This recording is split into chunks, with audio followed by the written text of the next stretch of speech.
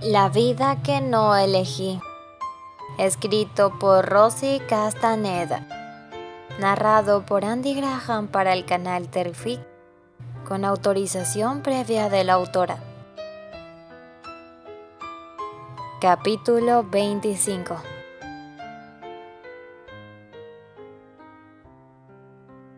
Candy abrió los ojos y lo vio. Terry dormía plácidamente a su lado. Se deleitó las pupilas minuciosamente. Acarició sus cabellos castaños y trazó con un dedo una línea desde la sien hasta su mandíbula. Terry permanecía con los ojos cerrados y se estremeció ligeramente. Ella sonrió y se levantó de la cama suavemente para no despertarlo. Terry abrió los ojos y la siguió con la mirada. Candy se dirigió al cuarto de baño y, dejando la puerta abierta, lavó su rostro, cepilló sus dientes y levantó su rostro frente al espejo. Miró los moretones en este y en sus brazos. Hizo una mueca. «Nada que el maquillaje no pueda cubrir», susurró. Terry sonrió al escucharla. Se levantó y se reunió con ella. Depositó un beso en su mejilla e hizo lo mismo que ella. Lavó su rostro, cepilló sus dientes y se posicionó detrás de ella. Candy flexionó su cuello. «¿Te duele el cuello?», preguntó acercándose a ella. Candy se enderezó y lo miró por encima del hombro. Comenzó a masajear suavemente los músculos de la parte superior de su espalda y su cuello. Un poco», admitió ella, relajándose bajo su contacto. Emitió un pequeño suspiro. «Creo que dormí en una mala postura. Tuve una especie de calambre cuando me desperté y ahora me está molestando». La mirada de Terry se desvió hacia la parte superior de su cabeza mientras trabajaba, notando que su cabello estaba ligeramente alborotado. «Tienes un hermoso cabello, pecosa». «Gracias», respondió Candy. El castaño tomó su cabello en un puño y lo colocó sobre su hombro de manera que estuviera fuera de su camino, revelando su cuello mientras continuaba con el masaje. «Tienes un cuello encantador, pecosa», le comentó nuevamente mientras dejaba que sus manos se deslizaran por su espalda, comenzando a incluir la parte superior de sus hombros en el masaje. «¡Terry!». Candy se detuvo conteniendo el aliento mientras él se inclinaba para besar la tierna carne que había revelado. Terry dibujó un círculo con su lengua sobre el punto que acababa de besar. Había tanto anhelo sobre ese punto, al igual que en la voz de ella. Cerró los ojos para saborearlo. Sus manos abandonaron la espalda de Candy y se movieron hacia abajo por sus costados, volviendo otra vez a subir para luego ir nuevamente hacia abajo. Cada caricia ascendente la llevaba más hacia la parte delantera de su cuerpo, acercándose seductoramente a la curva de sus pechos. Un gemido bajo se deslizó de sus labios de ella cuando Terry finalmente deslizó sus manos lo bastante delante como para rozar las suaves curvas. Cuando finalmente dejó de resistirse y abarcó los dos senos con ambas manos, Candy se reclinó contra su pecho con un murmullo de placer. «Ah, Terry». Su voz era somnolienta y dulce. Él movió la boca sobre su garganta, luego hacia su oreja, y allí se concentró mientras acariciaba sus suaves pechos a través de su pijama. Las manos de ella subieron para cubrir las suyas, y él se detuvo hasta que los dedos de Candy se apretaron sobre los suyos, urgiéndole a sujetarla con más firmeza a amasar su carne. Entonces, Terry deslizó sus manos hacia abajo. Escuchó su gemido con lo que parecía algo de desilusión.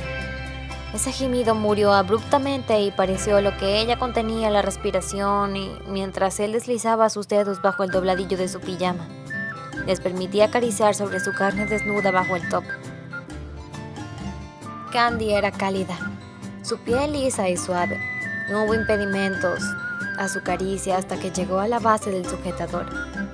Allí Terry se detuvo con indecisión, pues ella necesitaba reposo, pero él la necesitaba sentirla. Con esos deseos en mente, cruzó sus manos sobre el pecho de ella, permitiendo que su mano derecha se deslizara por debajo del sostén. «Ah, Terry», jadeó Candy y se alzó ligeramente de puntillas. Se arqueó hacia atrás contra su pecho mientras la mano de él abarcaba su cálida y desnuda carne. «¡Terry!». La incertidumbre y el ruego estaban contenidos en esa palabra. Candy dijo su nombre con un toque excitado que provocó en él cosas increíbles. «Candy», gimió Terry. Luego con su mano izquierda le tomó de la barbilla y le giró el rostro de manera que pudiese alcanzar su boca. La respuesta de ella fue gratificante y asombrosa, ya que fue ella la que deslizó la lengua y lo empujó dentro de su boca para encontrarse con la suya en cuanto él abrió los labios. Candy lo besaba con una pasión que hablaba elocuentemente del efecto que su engreído tenía sobre ella. Terry sacó la mano que tenía en el pecho de Candy y la giró para colocarla frente a él sin romper el beso. Luego asumió el control, su propia lengua azotando contra la de ella y empujando con igual pasión. Nunca había deseado tanto a nadie en su vida como a Candy. Quería devorarla. De hecho, no había nada más en el mundo que pensara que le gustaría más hacer que hacerle el amor a su amada pecosa. Moviéndola hacia atrás y a un lado, Terry urgió a Candy a descender sobre el diván que había en una pared de la habitación. Él se recostó a medias sobre ella, apoyando su codo en el reposabrazos sobre su cabeza, colocando una rodilla entre sus piernas, intentando mantener la mayor parte de su peso apoyada. El beso se volvió frenético. El cuerpo de Terry le urgía a tocarla en todas partes a la vez, arrancarle las ropas y explorarla con el ansia y el deseo que estaba sintiendo. Pero se obligó a sí mismo a permanecer controlado, temiendo que podría lastimarla más de lo que ya estaba. Era difícil para él resistirse. Había pasado tanto tiempo desde que estuvo íntimamente con ella. Parecía una eternidad. Había sentido incluso la urgencia de hacerlo, pero ahora el hambre en él era peor que ninguna cosa que hubiese experimentado. Candy gimió y se retorció contra él, arqueándose hacia arriba cuando la mano de él encontró su pecho de nuevo a través del suave tejido de su pijama. Terry estaba al principio frustrado porque no fuera una pijama que pudiera desabotonar y abrir, pero su cerebro empezó a trabajar de nuevo e interrumpió el beso para inclinarse ligeramente hacia atrás. Agarrando el dobladillo del top, lo levantó para revelar el sujetador rosa de encaje que ella llevaba abajo. Las palabras coordinación de colores y femeninos se introdujeron en su mente.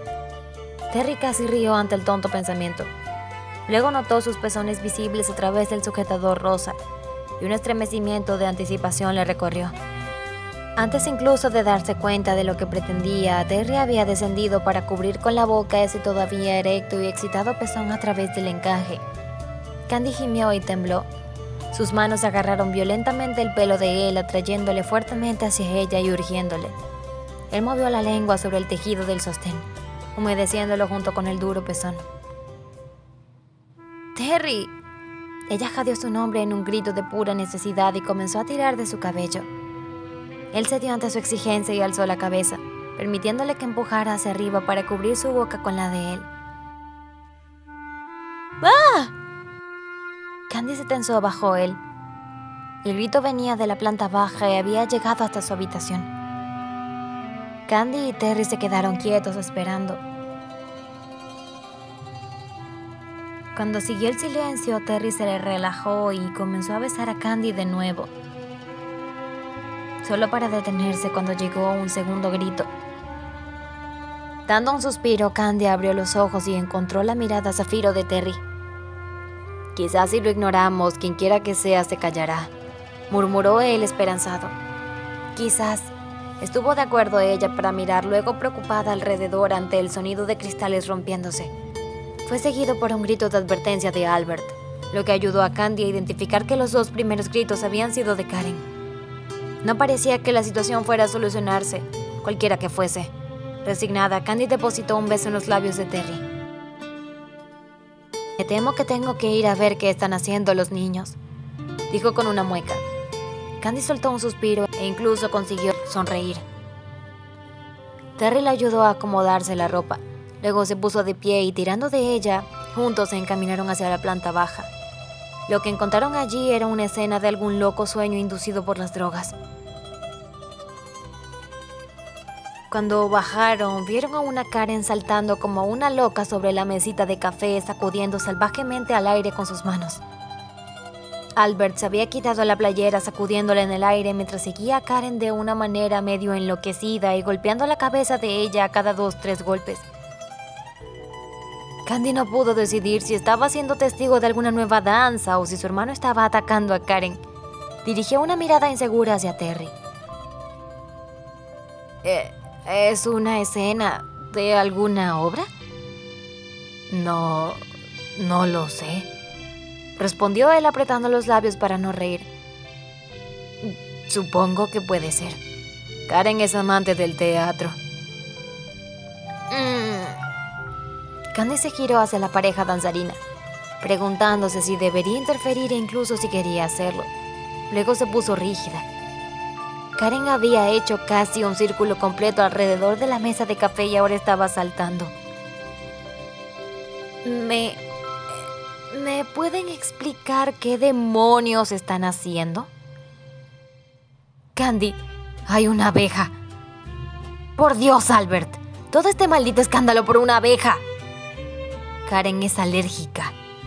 Ahora todo tenía sentido para Candy y junto a Terry ayudaron a Albert a deshacerse del pequeño insecto. Una semana después, Candy estaba completamente recuperada gracias a los cuidados de Terry y de todos sus seres queridos. Durante esa semana, Candy también tuvo la oportunidad de conocer a los padres de Terry y a su vez agradecerle todo lo que habían hecho para rescatarla.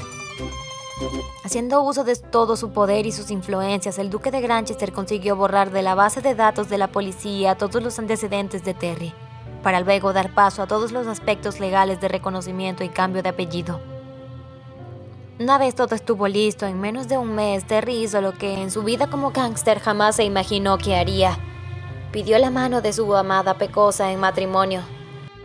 Pero no se dirigió a Albert, sino a George, ya que él consideraba que este último se merecía todos los honores de ser llamado segundo padre de Candy, ya que luego de que los padres de ella murieron, él fue el único que estuvo a su lado en los momentos tan tristes de su vida. 2 semanas más tarde se llevó a cabo la ceremonia civil.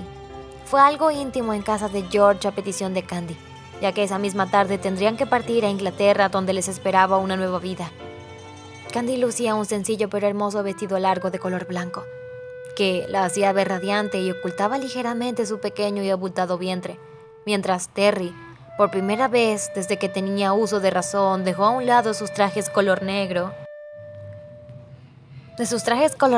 para lucir un traje color blanco que lo hacía ver como todo un príncipe de un cuento de hadas. Ambos jóvenes pronunciaron el tan esperado y anhelado «Sí, acepto», teniendo como testigo a todos sus seres queridos. La hora de partir llegó y como estaba previsto, los duques de Granchester regresaban a Inglaterra, no solo con su hijo perdido, sino con la hija que habían ganado, con paquete incluido. Lady Eleanor estaba feliz ya que tendría la oportunidad de ver crecer y mimar al bebé que tenía en camino. Ella era consciente que el tiempo que perdió con su pequeño Terry no lo recuperaría jamás, pero al menos podría volcar en el futuro bebé todo ese amor de madre que seguía intacto en su interior. Llegaron finalmente a Inglaterra, en donde les esperaban nuevos retos. No hubo tiempo para luna de miel. Terry y Candy debían prepararse para el gran día de su presentación oficial. El tiempo transcurría con rapidez. Para Terry fueron los peores meses de su vida, ya que pasaban largas jornadas entre clases de todo tipo. En cambio, para Candy no fue tan difícil adaptarse. Se divertía al recordar al despreocupado gángster que vivía la vida a su manera y sin estrictas normas de la sociedad, y ver ahora frente a ella al aristócrata que poco a poco se adaptaba a su nueva vida. Finalmente, el día en el que los esposos Granchester serían presentados ante la corte real llegó.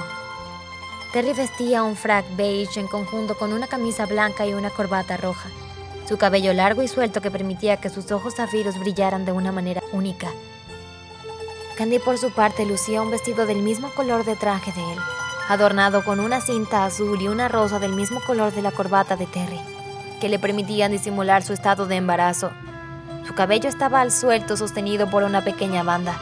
Su maquillaje era suave de acuerdo a la ocasión. Sus ojos esmeraldas brillaban más que de costumbre.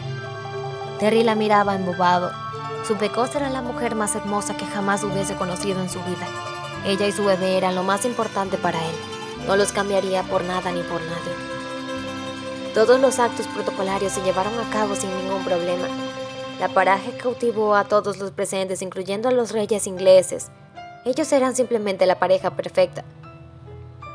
Pecosa, por fin todo esto terminó y ahora tendré más tiempo para ti. Ella sonrió. Eres un exagerado, Terry. Solo han sido 4 meses. Para mí han sido una eternidad. No hemos tenido tiempo para nosotros. Vaya, nunca pensé que esta mierda de la aristocracia fuera tan complicada. ¡Terry!, lo regañó ella por su vocabulario. Vamos, pecosa. Estamos en la privacidad de nuestra casa, lejos de todos. Déjame ser el chico rebelde y engreído de quien te enamoraste. No me enamoré de ti por ser rebelde y engreído. Lo hice porque a pesar de la vida que llevabas, vi bondad en tu mirada. Pecosa, gracias por rescatarme de ese infierno. Tú fuiste la luz en medio de la oscuridad, la cual me mostró que podía ser diferente. Besó su frente. Como te lo dije hace un tiempo, conocí el amor en un estacionamiento. Candy rió divertida al recordar lo que Terry decía. Yo lo conocí cuando tapó mi nariz con un pañuelo. Fue de verdad súper romántico. Ambos se estrecharon fuertemente, uno en brazos del otro. Pecosa, ¿quién hubiese pensado que pasarías de oficial encubierta a duquesa de Granchester? Candy rió, cerró los ojos y sonrió disfrutando del momento. Pero ¿quién hubiese creído que tu metamorfosis sería aún más sorprendente? Respondió ella. Ambos rieron al unísono y pronunciaron: de gángster a duque. Fin.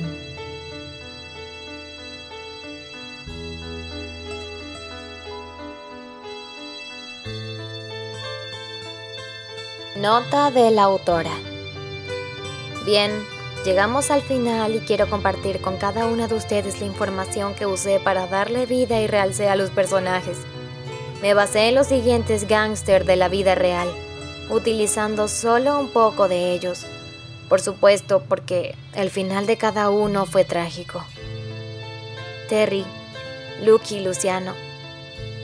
Lercara Fridi, Sicilia, 1897. Nápoles, 1962.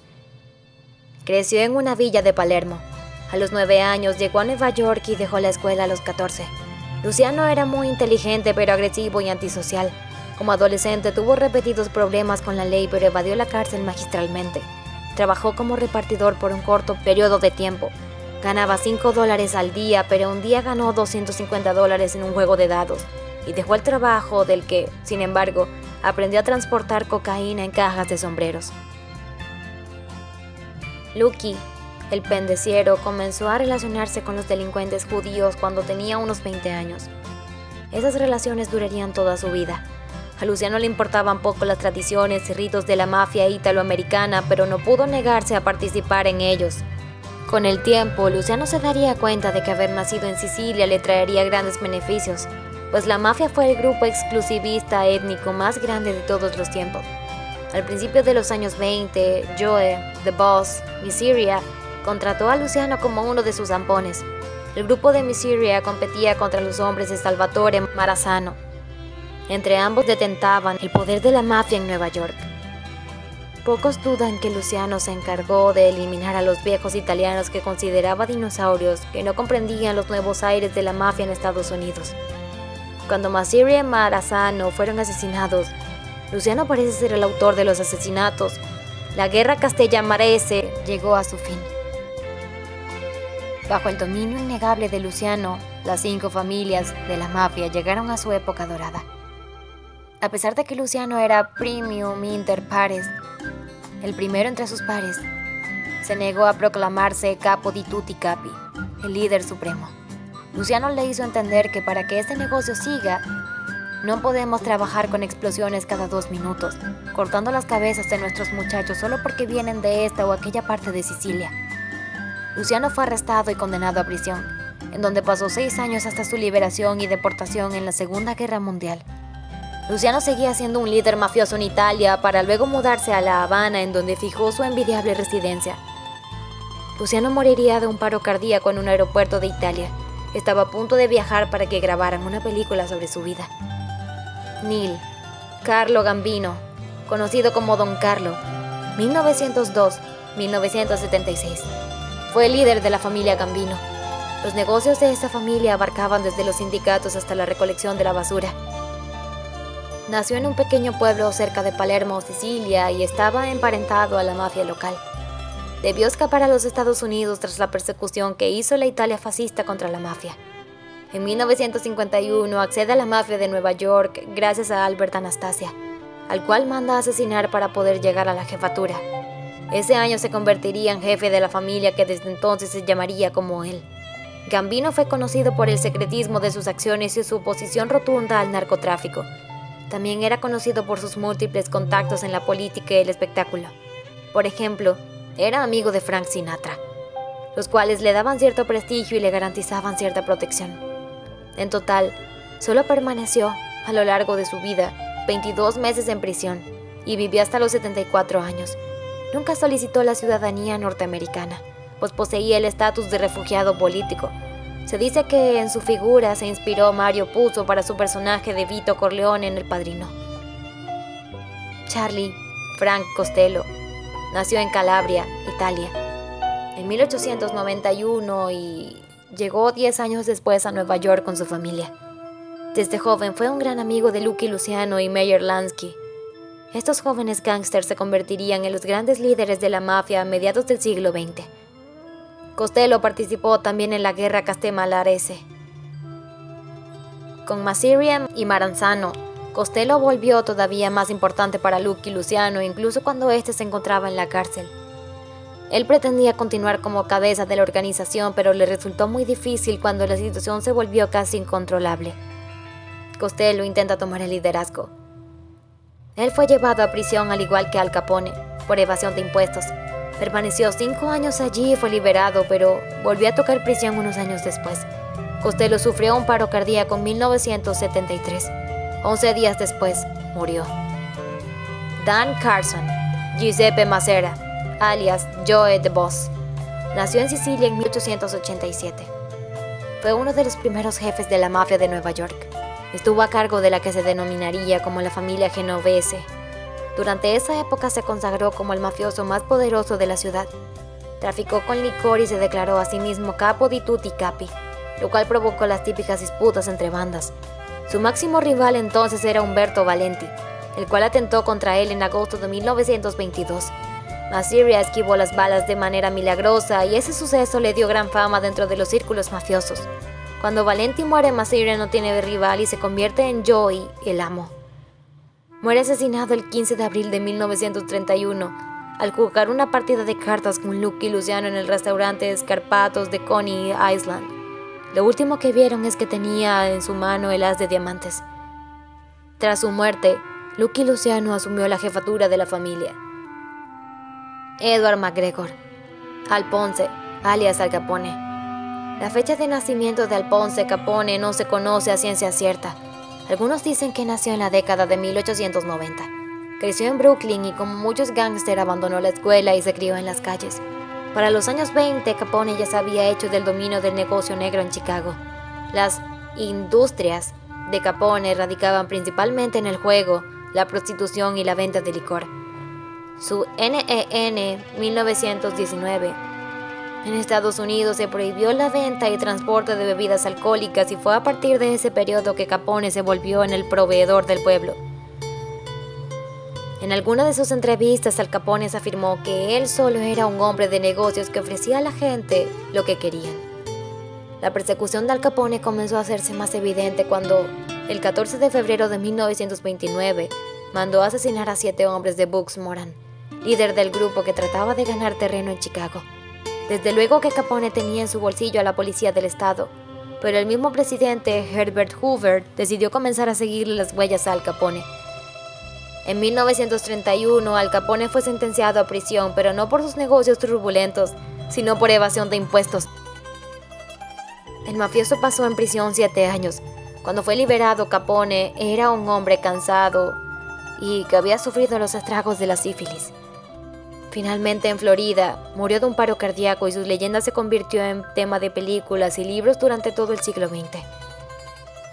Joseph Marlowe John Gotti, apodado de Dapper Don y de Teflon Don, nació en el Bronx, de padre napolitano. A los 16 años dejó de asistir a la escuela y se unió a los Fulton Rockaway Boys, una banda de adolescentes de Brooklyn que solía robar automóviles. Después se vería inmiscuido en los negocios de la familia Gambino.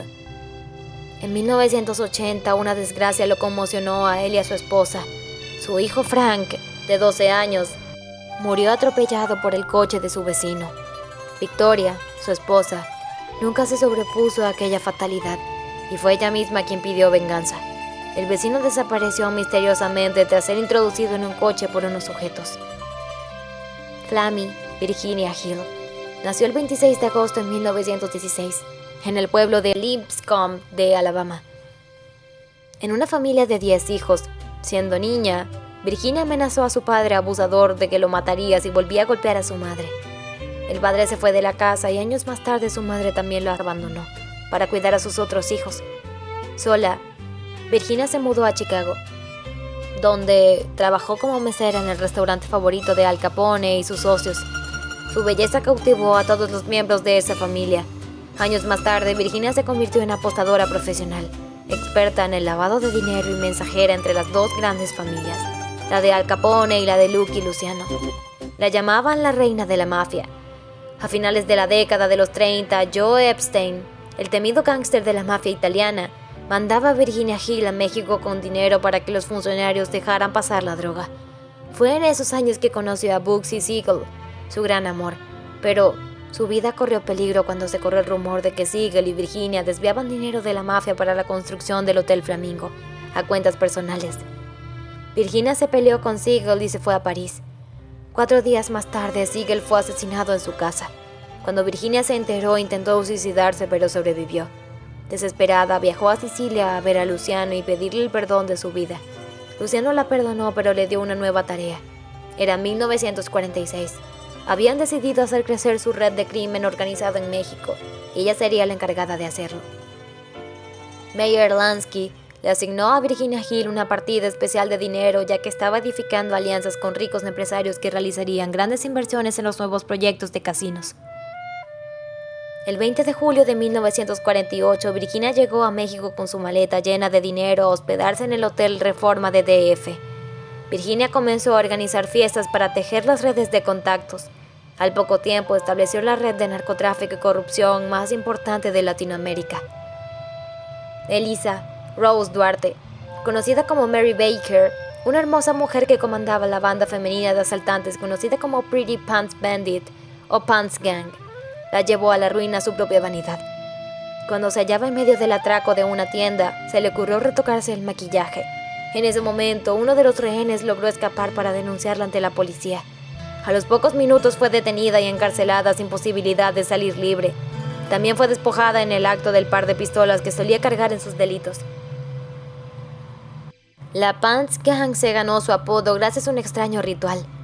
Una vez que sus miembros habían terminado de cometer un asalto en una tienda de Miami, la jefa, Mary Baker, obligó a los empleados a despojarse de sus pantalones a modo de humillación. Mientras lo hacían, ella se burlaba con ese carácter ácido por el que era conocido dentro y fuera de los círculos de la mafia y la violencia del estado de Florida. Al momento de su detención, se descubrió su verdadero nombre: Rose Duarte.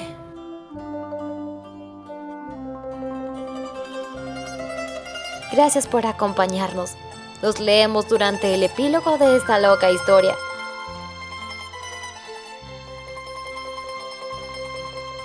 Continuará.